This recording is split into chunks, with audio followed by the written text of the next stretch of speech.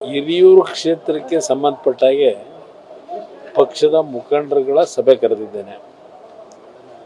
ಹಿರಿಯೂರಿನ ವಿಧಾನಸಭಾ ಚುನಾವಣೆ ಅಕಾಲಿಕವಾಗಿ ಏನು ಸುಧಾಕರ್ ಅವರ ಮರಣದ ಹಿನ್ನೆಲೆಯಲ್ಲಿ ಯಾವಾಗ ಬೇಕಾದರೂ ಚುನಾವಣೆ ಬರಬಹುದು. ಆ ದೃಷ್ಟಿಯಿಂದ ಇವತ್ತು ಎಲ್ಲ ನಮ್ಮ ಮುಖಂಡರುಗಳ ಅಭಿಪ್ರಾಯ ಪಡೆಯತಕ್ಕಂಥದ್ದು ಆ ಒಂದು ಹಿನ್ನೆಲೆಯಲ್ಲಿ ಕರೆದಿದ್ದೇನೆ. ಇದು ಒಂದು ಭಾಗ ಹಿರಿಯೂರಿನ ವಿಷಯ.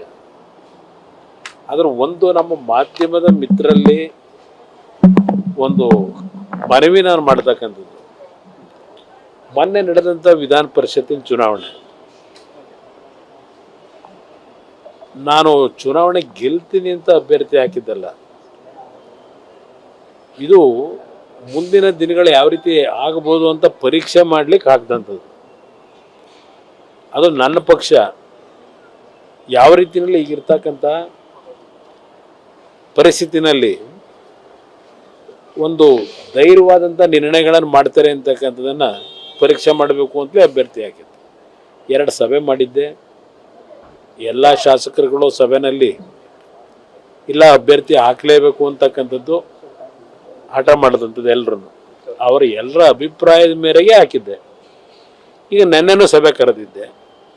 17 ಶಾಸಕರು ನೆನ್ನೆ ಸಭೆಯಲ್ಲಿ ಭಾಗವಹಿಸಿದರು, ಎಕ್ಸೆಪ್ಟ್ ಜಿ ಟಿ ದೇವೇಗೌಡ. ಎಲ್ಲರೂ ಸಹ ಅವರವ್ರದೇ ಆದಂಥ ಇದನ್ನು ಏನು ಕೊಟ್ಟಿದ್ದಾರೆ. ಒಂದು ನಾನು ವಿಶೇಷವಾಗಿ ಮನವಿ ಮಾಡೋದು, ಈ ಒಂದು ವಿಧಾನ ಪರಿಷತ್ತಿನ ಚುನಾವಣೆಯಿಂದ BJP ಮತ್ತು JDSನ ಮೈತ್ರಿ ಎಲ್ಲ ಒಂದು ಕಡೆ ಬಿರುಕು ಬಿಡಬಹುದು ಅಂತಕ್ಕಂಥ ಒಂದು ವಿಶ್ಲೇಷಣೆಗಳೇನಿದೆ, ಆ ಒಂದು ವಿಶ್ಲೇಷಣೆಗಳಿಗೆ ನಾನು ಹೇಳ್ತಕ್ಕಂಥದ್ದು, ಯಾವುದೇ ಕಾರಣಕ್ಕೂ BJP ಮತ್ತು JDSನ ಮೈತ್ರಿನಲ್ಲಿ ಯಾವುದೇ ರೀತಿಯ ಬಿರುಕನ್ನು ಯಾರೂ ತರಲಿಕ್ಕೆ ಸಾಧ್ಯ ಇಲ್ಲ.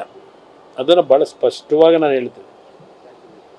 ಈಗ ನಾನು ಅಭ್ಯರ್ಥಿ ನಿಲ್ಲಿಸಬೇಕಾದ್ರೂ BJPಯ ಹೆಚ್ಚುವರಿ ಮತಗಳ ಬಗ್ಗೆ ವಿಜೇಂದ್ರ ಅವ್ರಿಗೂ ಮಾತಾಡಿದ್ದೇನೆ, ಅಲ್ಲಿಂದ ಅಶೋಕ್ ಅವ್ರಿಗೂ ಮಾತಾಡಿದ್ದೆ, BJPಯ ರಾಷ್ಟ್ರೀಯ ಅಧ್ಯಕ್ಷರ ಜೊತೆನೂ ಮಾತಾಡಿದ್ದೆ. ಅವರೆಲ್ಲರೂ ಸಹಮತವು